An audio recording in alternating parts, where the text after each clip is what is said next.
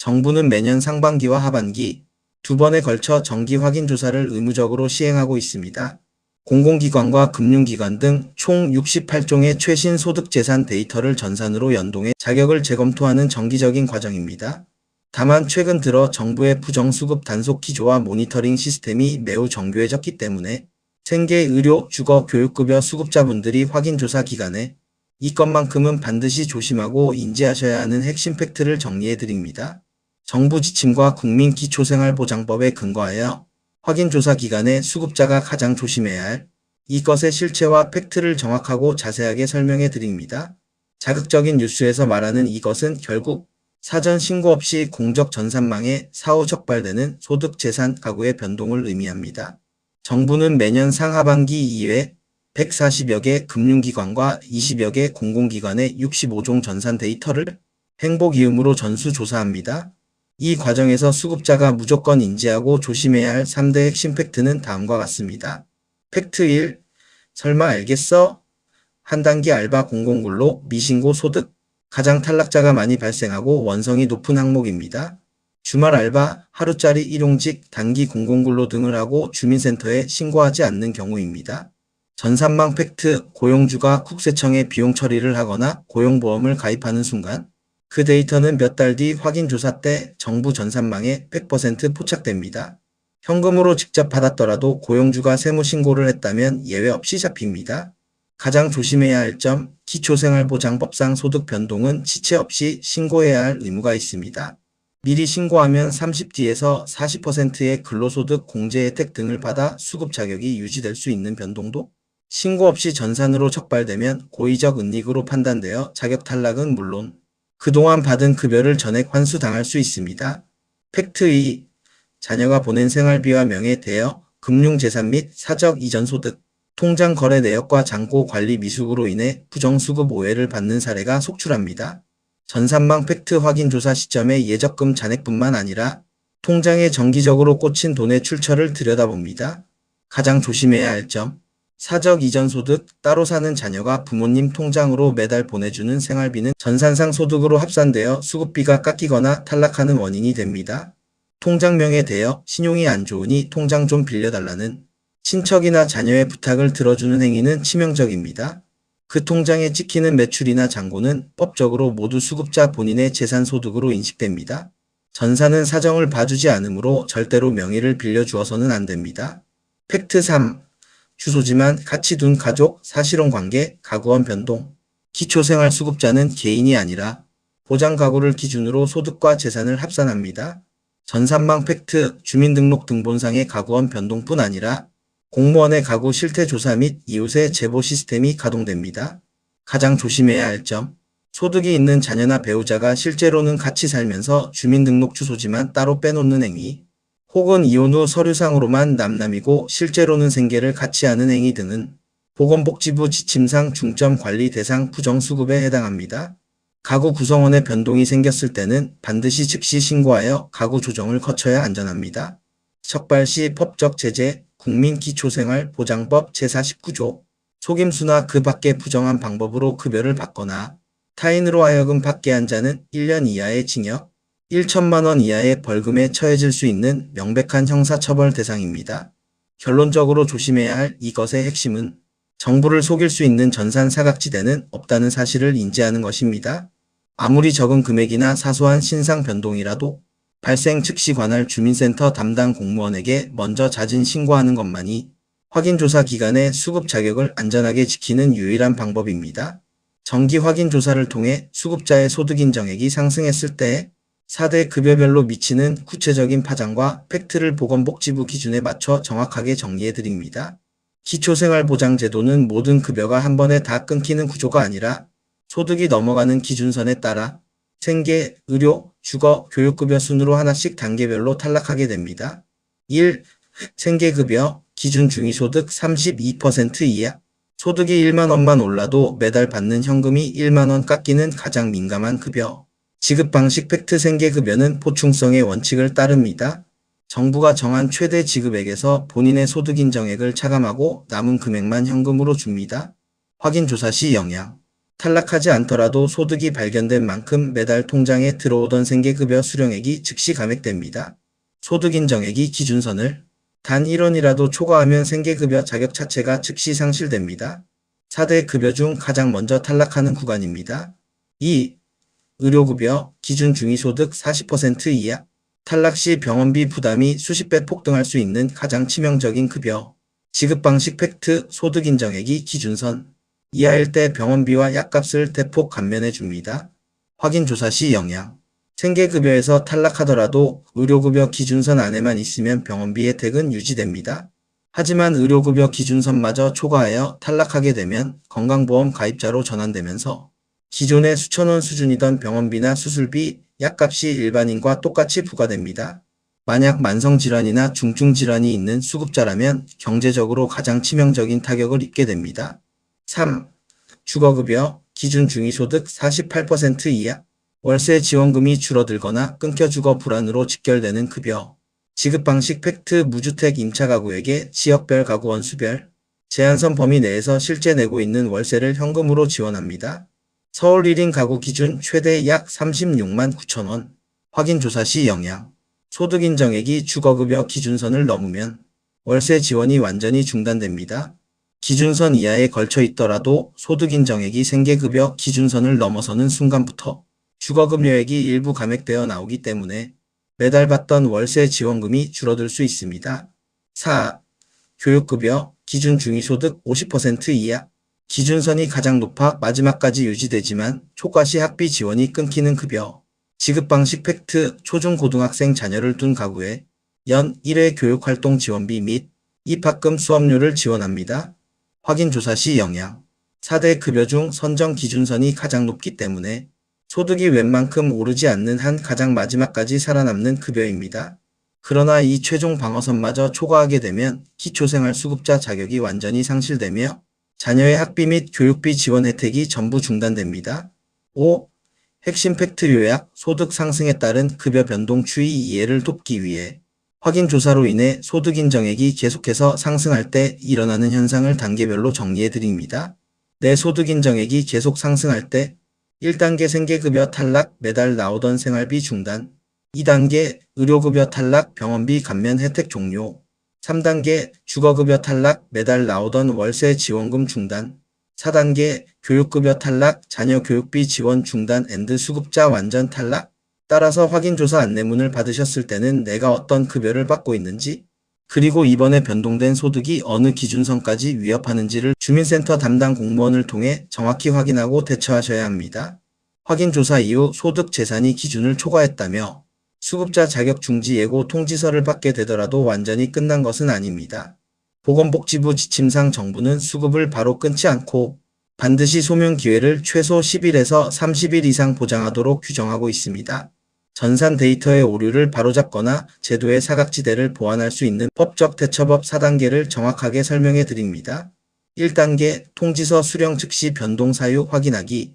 안내문을 받으면 가만히 계시지 말고 당장 관할 주민센터 사회복지 담당 공무원에게 연락하거나 방문해야 합니다. 확인할 핵심 팩트, 내가 왜 탈락하는지 구체적인 항목을 찍어서 물어봐야 합니다.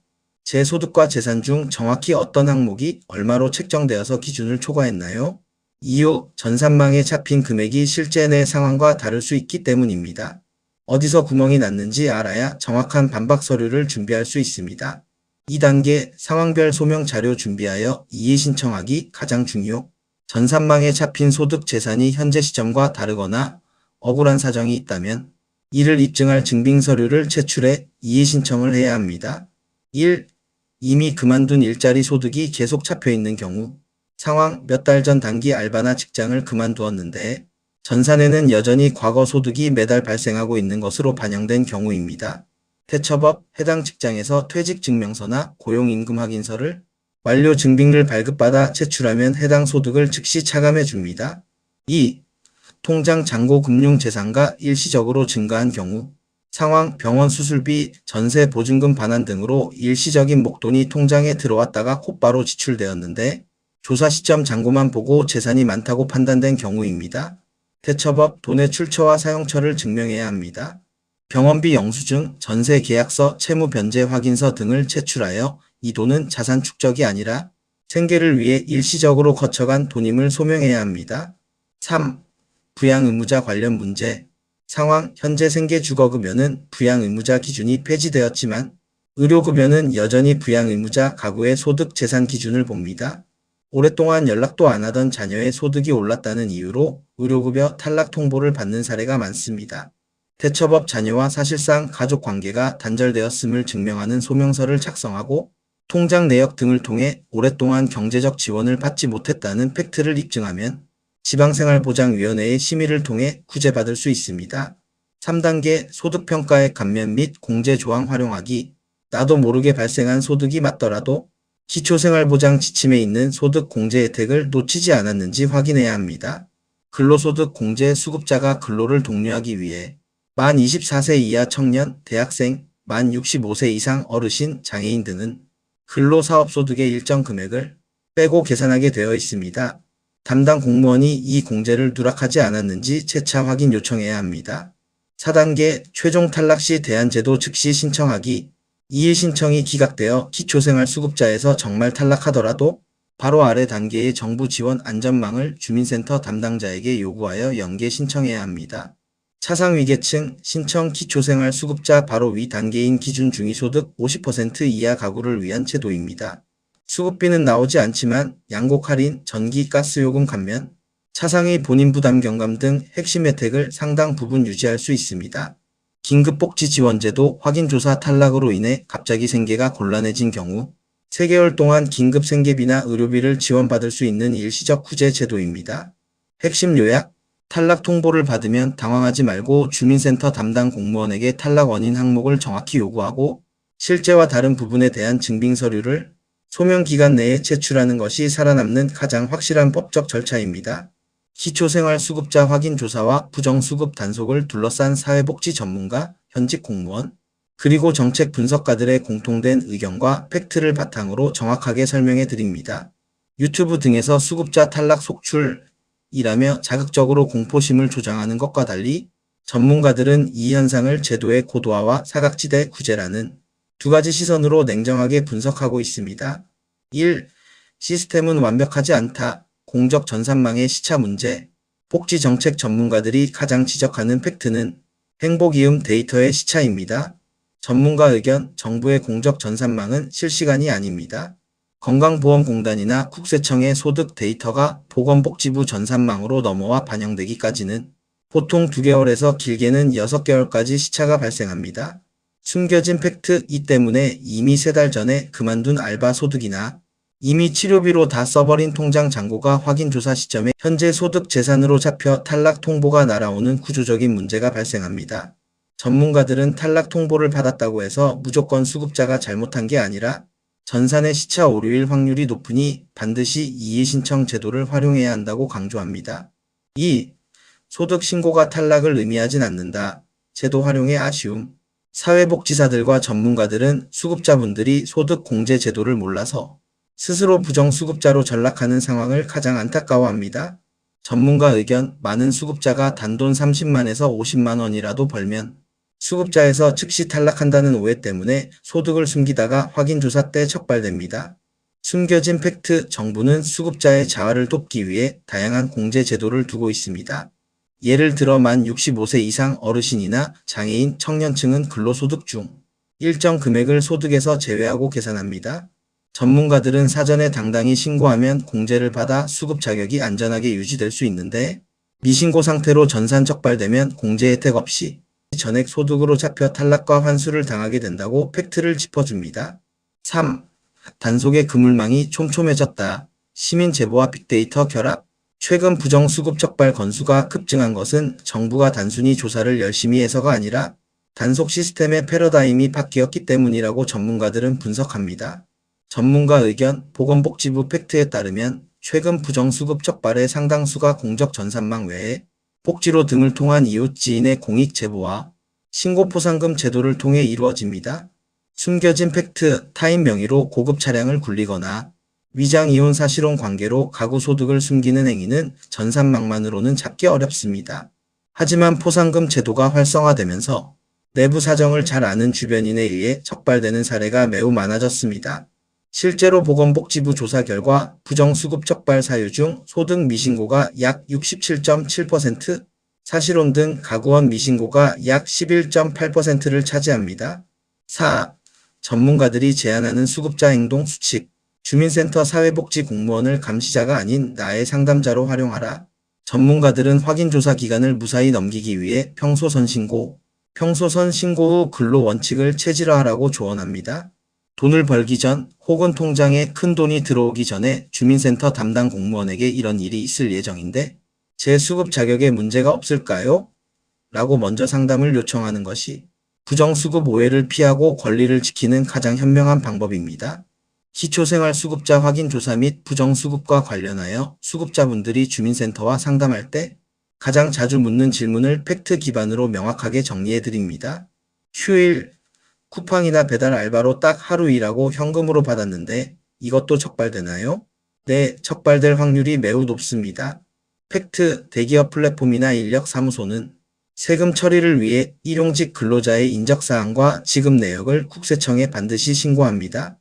당장 통장으로 돈을 받지 않고 현금으로 받았더라도 고용주가 국세청에 일용 근로소득으로 신고하는 순간 몇 달 뒤 확인조사 전산망에 그대로 나타납니다. 하루짜리 알바라도 소득이 발생했다면 주민센터에 신고하시는 것이 안전합니다. 휴이, 자녀가 매달 보내주는 용돈이나 명절 보너스 통장 입금 내역도 다 걸리나요? 정기적이고 반복적인 입금은 소득으로 잡힙니다. 팩트 확인 조사 시 3개월에서 6개월간의 금융기관 거래 내역을 들여다봅니다. 명절이나 생일에 일회성으로 받은 소액의 용돈은 크게 문제되지 않는 경우가 많지만 매달 일정하게 자녀에게 받는 생활비는 사적 이전 소득으로 분류되어 소득인정액에 합산됩니다.